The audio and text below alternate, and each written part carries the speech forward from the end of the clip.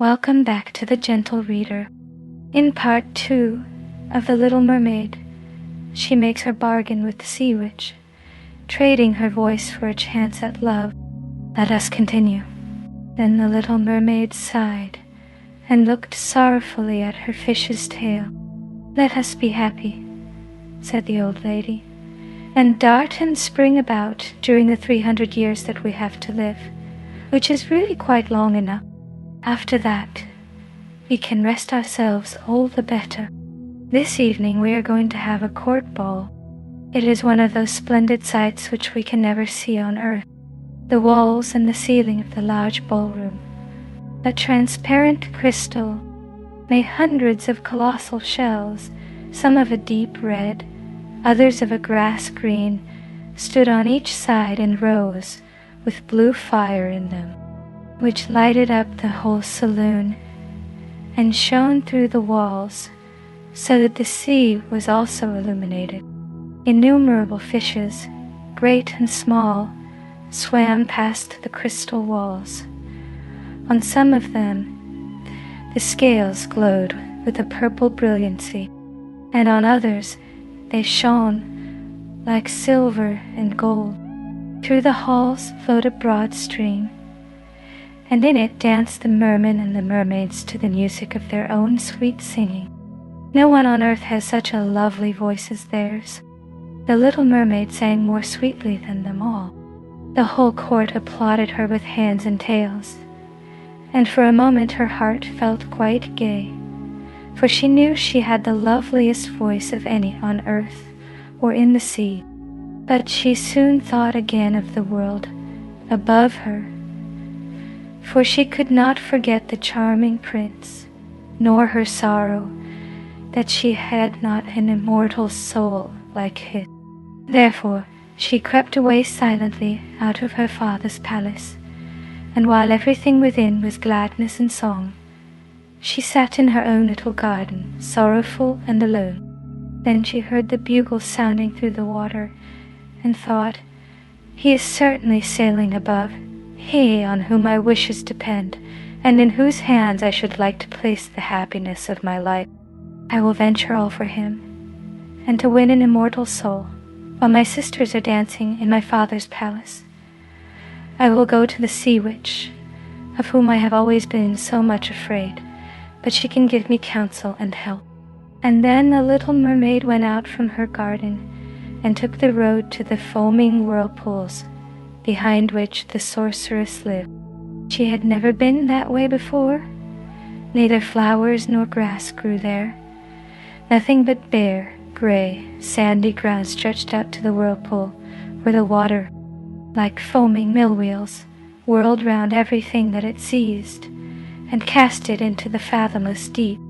Through the midst of these crushing whirlpools, the little mermaid was obliged to pass, to reach the dominions of the Sea Witch, and also for a long distance the only road lay right across a quantity of warm, bubbling mire, called by the witch her turf moor. Beyond this stood her house, in the center of a strange forest, in which all the trees and flowers were polypi, half animals and half plants. They looked like serpents with 100 heads growing out of the ground. The branches were long slimy arms, with fingers like flexible worms, moving limb after limb from the root to the top. All that could be reached in the sea they seized upon and held fast, so that it never escaped from their clutches. The little mermaid was so alarmed at what she saw that she stood still, and her heart beat with fear, and she was very nearly turning back. But she thought of the prince and of the human soul for which she longed, and her courage returned. She fastened her long flowing hair around her head, so that the polypi might not seize hold of it. She laid her hands together across her bosom, and then she darted forward as a fish shoots through the water, between the supple arms and fingers of the ugly polypi, which were stretched out on each side of her. She saw that each held in its grasp something it had seized with its numerous little arms, as if they were iron bands.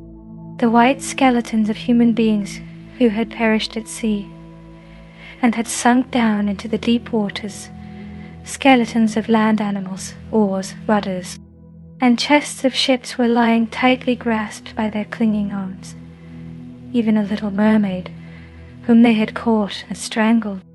And this seemed the most shocking of all to the little princess. She now came to a space of marshy ground in the wood, where large fat water snakes were rolling in the mire and showing their ugly drab-colored body. In the midst of this spot stood a house, built with the bones of shipwrecked human beings. There sat the sea witch, allowing a toad to eat from her mouth, just as people sometimes feed a canary with a piece of sugar. She called the ugly water snakes her little chickens, and allowed them to crawl all over her bosom. "I know what you want," said the sea witch. "It is very stupid of you, but you shall have your way, and it will bring you to sorrow, my pretty princess. You want to get rid of your fish's tail, and to have two supports instead of it, like human beings on earth, so that the young prince may fall in love with you, and that you may have an immortal soul." And then the witch laughed so loud and disgustingly that the toad and the snakes fell to the ground and lay there wriggling about. "You are but just in time," said the witch, "for after sunrise tomorrow I should not be able to help you till the end of another year. I will prepare a draught for you, with which you must swim to land tomorrow before sunrise, and sit down on the shore and drink it. Your tail will then disappear and shrink up into what mankind calls legs, and you will feel great pain, as if a sword were passing through you. But all who see you will say that you are the prettiest little human being they ever saw. You will still have the same floating gracefulness of movement, and no dancer will ever tread so lightly, but at every step you take it will feel as if you were treading upon sharp knives, and that the blood must flow. If you will bear all this, I will help you." "Yes, I will," said the little princess in a trembling voice, as she thought of the prince and the immortal soul. "But think again," said the witch, "for when once your shape has become like a human being, you can no more be a mermaid. You will never return through the water to your sisters or to your father's palace again. And if you do not win the love of the prince, so that he is willing to forget his father and mother for your sake, and to love you with his whole soul, and allow the priest to join your hands, that you may be man and wife, then you will never have an immortal soul. The first morning after he marries another, your heart will break, and you will become foam on the crest of the waves." "I will do it," said the little mermaid, and she became pale as death. "But I must be paid also," said the witch, "and it is not a trifle that I ask. You have the sweetest voice of any who dwell here in the depths of the sea, and you believe that you will be able to charm the prince with it also. But this voice you must give to me. The best thing you possess will I have for the price of my draught. My own blood must be mixed with it, that it may be as sharp as a two-edged sword. But if you take away my voice," said the little mermaid, "what is left for me? Your beautiful form, your graceful walk, and your expressive eyes. Surely with these you can enchain a man's heart. Well, have you lost your courage? Put out your little tongue, that I may cut it off as my payment. Then you shall have the powerful draught." "It shall be," said the little mermaid. Then the witch placed her cauldron on the fire to prepare the magic draught. "Cleanliness is a good thing," said she, scouring the vessel with snakes, which she had tied together in a large knot. Then she pricked herself in the breast. and let the black blood drop into it. The steam that rose formed itself into such horrible shapes that no one could look at them without fear. Every moment the witch threw something else into the vessel, and when it began to boil, the sound was like the weeping of a crocodile. When at last the magic draught was ready, it looked like the clearest water. "There it is for you," said the witch. Then she cut off the mermaid's tongue, so that she became dumb and would never again speak or sing. "If the polypi should seize hold of you as you return through the wood," said the witch, "throw over them a few drops of the potion, and their fingers will be torn into 1,000 pieces." But the little mermaid had no occasion to do this, for the polypi sprang back in terror when they caught sight of the glittering draught, which shone in her hand like a twinkling star. So she passed quickly through the wood and the marsh, and between the rushing whirlpool. She saw that in her father's palace the torches in the ballroom were extinguished, and all were within asleep, but she did not venture to go into them, for now she was dumb and going to leave them forever. She felt as if her heart would break. She stole into the garden, took a flower from the flower beds of each of her sisters, kissed her hand 1,000 times towards the palace, and then rose up through the dark blue waters. The sun had not risen when she came in sight of the prince's palace and approached the beautiful marble steps. But the moon shone clear and bright. Then the little mermaid drank the magic draught, and it seemed as if a two-edged sword went through her delicate body. She fell into a swoon and lay like one dead. When the sun arose and shone over the sea, she recovered and felt a sharp pain. But just before her stood the handsome young prince. He fixed his coal-black eyes upon her so earnestly that she cast down her own, and then became aware that her fish's tail was gone, and that she had as pretty a pair of white legs and tiny feet as any little maiden could have. But she had no clothes, so she wrapped herself in her long, thick hair. The prince asked her who she was and where she came from, and she looked at him mildly and sorrowfully with her deep blue eyes, but she could not speak. Every step she took was as the witch had said it would be. She felt as if treading upon the points of needles or sharp knives, but she bore it willingly, and stepped as lightly by the prince's side as a soap bubble, so that he and all who saw her wondered at her graceful swaying movements. She was very soon arrayed in costly robes of silk and muslin, and was the most beautiful creature in the palace, but she was dumb and could neither speak nor sing. Dressed in silk and gold, stepped forward and sang before the prince and his royal parents. One sang better than all the others, and the prince clapped his hands and smiled at her. This was great sorrow to the little mermaid. She knew how much more sweetly she herself could sing once, and she thought, "Oh, if he could only know that! I have given away my voice forever to be with him." The slaves next performed some pretty fairy-like dances to the sound of beautiful music. Then the little mermaid raised her lovely white arms, stood on the tips of her toes, and glided over the floor, and danced as no one yet had been able to dance. At each moment, her beauty became more revealed, and her expressive eyes appealed more directly to the heart than the songs of the slave. Everyone was enchanted, especially the prince, who called her his little foundling, and she danced again quite readily to please him, though each time her foot touched the floor it seemed as if she trod on sharp knives.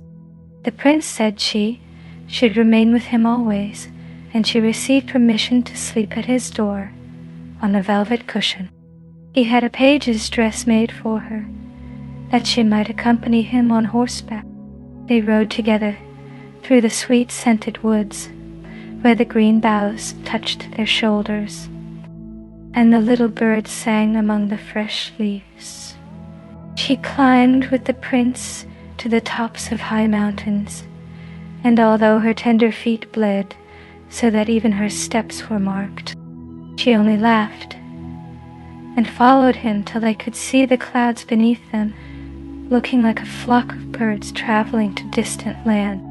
While at the prince's palace, and when all the household were asleep, she would go and sit on the broad marble steps, for it eased her burning feet to bathe them in the cold sea water.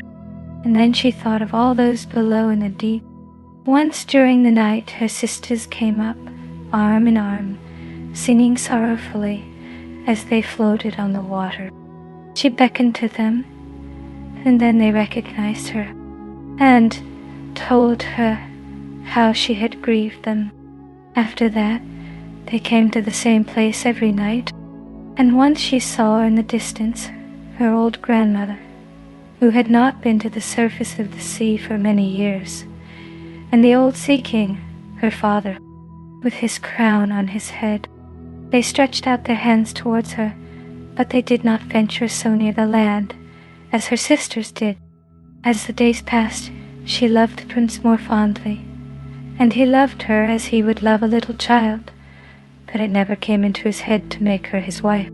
Yet, unless he married her, she could not receive an immortal soul, and on the morning after his marriage with another, she would dissolve into the foam of the sea. Do you not love me the best of them all? The eyes of the little mermaid seemed to say when he took her in his arms and kissed her fair forehead. Yes, you are dear to me, said the prince, for you have the best heart, and you are the most devoted to me. You are like a young maiden whom I once saw, but whom I shall never meet again. I was in a ship that was wrecked, and the waves cast me ashore near a holy temple, where several young maidens performed the service. The youngest of them found me on the shore and saved my life. I saw her but twice, and she is the only one in the world whom I could love. But you are like her, and you have almost driven her image out of my mind. She belongs to the holy temple, and my good fortune has sent you to me instead of her, and we will never part. He knows not that it was I who saved his life, thought the little mermaid. I carried him over the sea to the wood where the temple stands. I sat beneath the foam and watched till the human beings came to help him. I saw the pretty maiden that he loves better than he loves me, and the mermaid sighed deeply, but she could not shed tears. He says the maiden belongs to the holy temple, therefore she will never return to the world. They will meet no more, while I am by his side and see him every day. I will take care of him and love him and give up my life for his sake. Very soon it was said that the prince must marry, and that the beautiful daughter of a neighboring king would be his wife, for a fine ship was being fitted out. Although the prince gave out that he merely intended to pay a visit to the king, it was generally supposed that he really went to see his daughter. A great company were to go with him. The little mermaid smiled and shook her head. She knew the prince's thoughts better than any of the others. I must travel, he had said to her. I must see this beautiful princess. My parents desire it, but they will not oblige me to bring her home as my bride. I cannot love her. She is not like the beautiful maiden in the temple whom you resemble. I would rather choose you, my dumb foundling, with those expressive eyes. And then he kissed her rosy mouth, played with her long waving hair, and laid his head on her heart, while she dreamed of human happiness and an immortal soul. "You are not afraid of the sea, my dumb child," said he, as they stood on the deck of the noble ship, which was to carry them to the country of the neighboring king. And then he told her of storm and of calm, of strange fishes in the deep beneath them, and of what the divers had seen there. And she smiled at his descriptions, for she knew better than anyone what wonders were at the bottom of the sea. In the moonlight, when all on board were asleep, excepting the man at the helm, who was steering, she sat on the deck, gazing down through the clear water. She thought she could distinguish her father's castle, and upon it her aged grandmother, with a silver crown on her head, looking through the rushing tide at the keel of the vessel. Then her sisters came up on the waves, and gazed at her mournfully, wringing their white hands. She beckoned to them and smiled, and wanted to tell them how happy and well off she was. But the cabin boy approached, and when her sisters dived down, he thought it was only the foam of the sea which he saw. The next morning, the ship sailed into the harbor of a beautiful town belonging to the king whom the prince was going to visit. The church bells were ringing, and from the high towers sounded a flourish of trumpets, and soldiers with flying colors and glittering bayonets lined the rocks through which they passed. Every day was a festival. Balls and entertainments followed one another, but the princess had not yet appeared. People said that she was being brought up and educated in a religious house, where she was learning every royal virtue. At last she came. Then the little mermaid, who was very anxious to see whether she was really beautiful, was obliged to acknowledge that she had never seen a more perfect vision of beauty. Her skin was delicately fair, and beneath her long dark eyelashes her laughing blue eyes shone with truth and purity. "It was you," said the prince, "who saved my life when I lay dead on the beach," and he folded his blushing bride in his arm. "Oh, I am too happy," said he to the little mermaid. "My fondest hopes are all fulfilled. You will rejoice at my happiness, for your devotion to me is great and sincere." The little mermaid kissed his hand, and felt as if her heart were already broken. His wedding morning would bring death to her, and she would change into the foam of the sea. All the church bells rung, and the heralds rode about the town, proclaiming the betrothal. Perfumed oil was burning in costly silver lamps on every altar. The priests waved the censers, while the bride and bridegroom joined their hands and received the blessing of the bishop. The little mermaid, dressed in silk and gold, held up the bride's train, but her ears heard nothing of the festive music, and her eyes saw not the holy ceremony.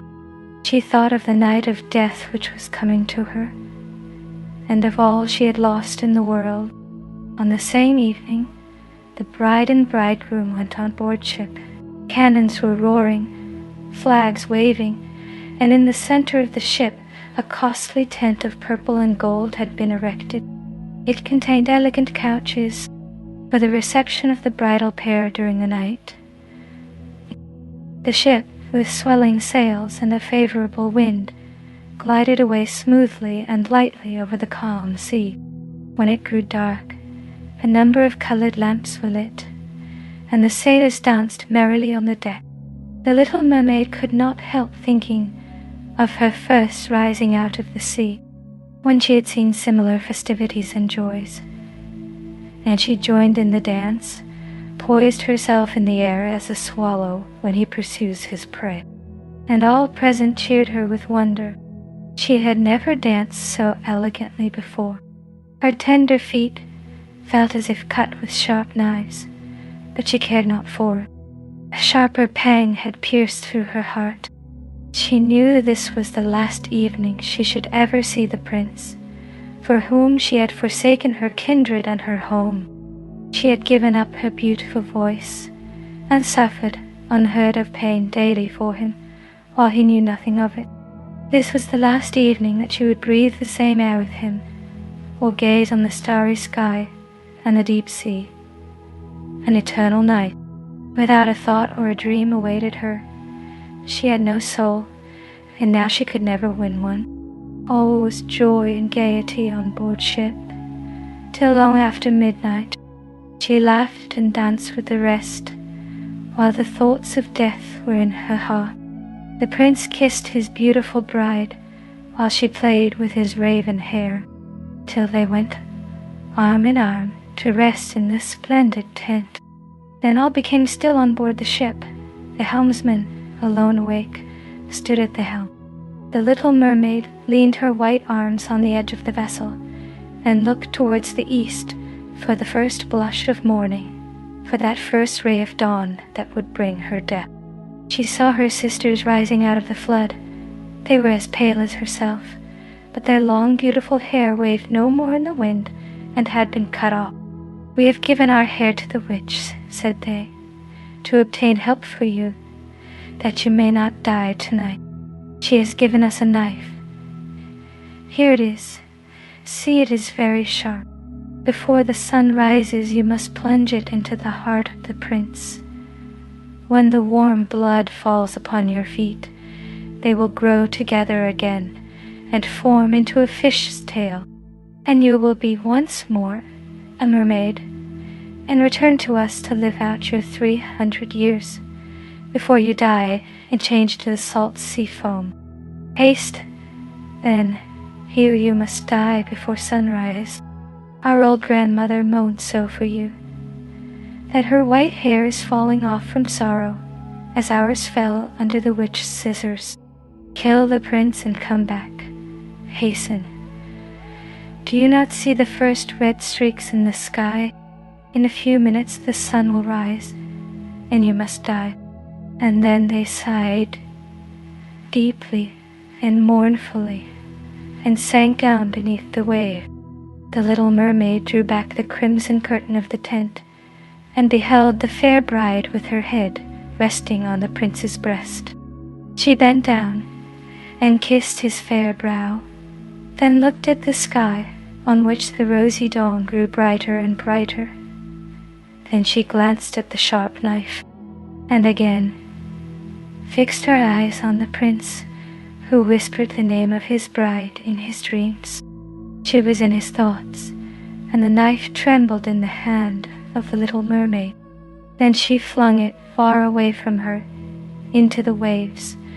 The water turned red where it fell, and the drops that spurted up looked like blood. She cast one more lingering, half-fainting glance at the prince, and then threw herself from the ship into the sea, and thought her body was dissolving into foam. The sun rose above the waves, and his warm rays fell on the cold foam of the little mermaid, who did not feel as if she were dying. She saw a bright sun, and all around her floated hundreds of transparent, beautiful beings. She could see through them the white sails of the ship and the red clouds in the sky.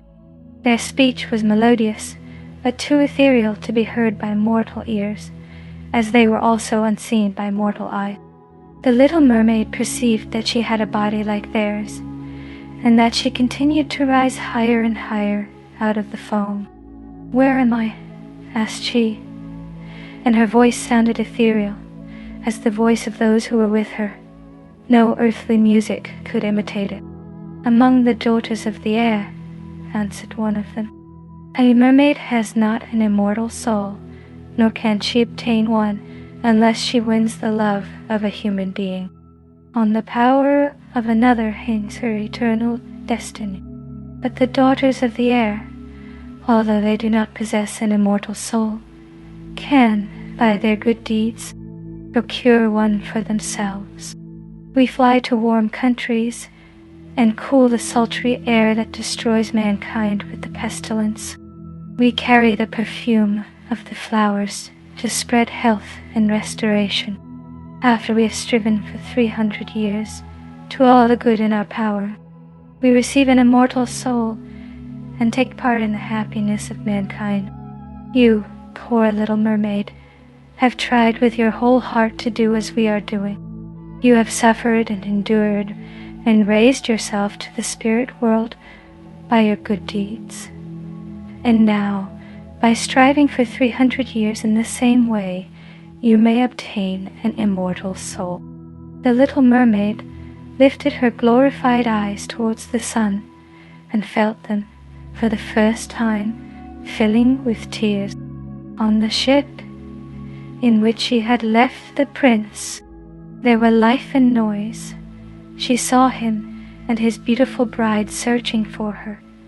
Sorrowfully they gazed at the pearly foam, as if they knew she had thrown herself into the waves.